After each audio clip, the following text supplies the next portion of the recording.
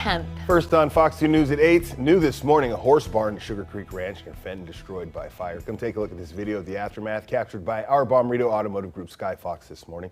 Firefighters from several area departments were called to the fire just after 1 this morning. Crews had to bring in their own water since there were no hydrants nearby.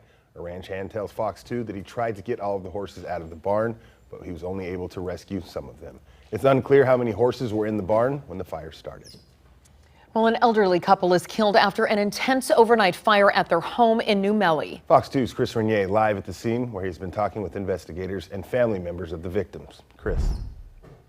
Ty and Margie, good morning to both of you. The tragedy out here this morning hitting many people very hard. We are on Tall Cedar Court, that's basically between Highway Z and Highway T here near New Melle. The home where the fire happened is just behind us here. Fire crews have cleared the scene. Much of the damage is on the back side of the home.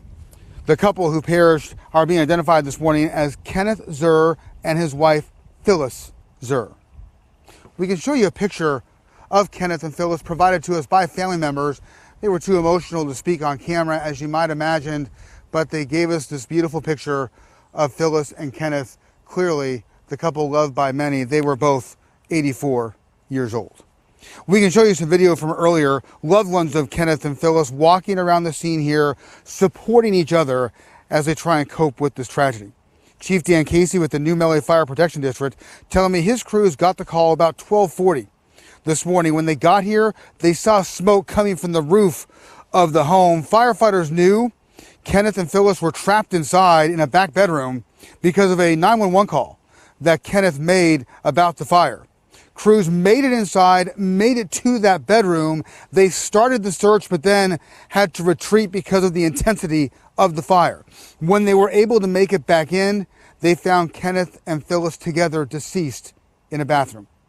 We spoke earlier with Corporal Barry Bales from the St. Charles County Police Department. He spoke about the 911 conversation that Kenneth had with a dispatcher.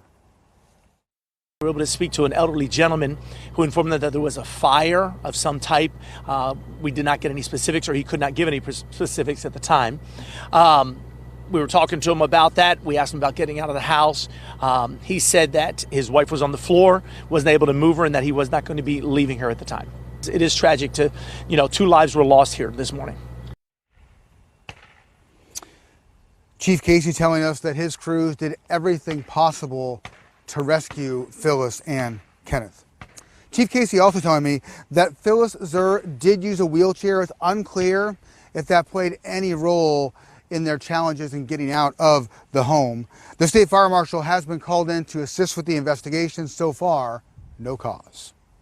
For now, live near New Melle, Chris Renier, Fox News.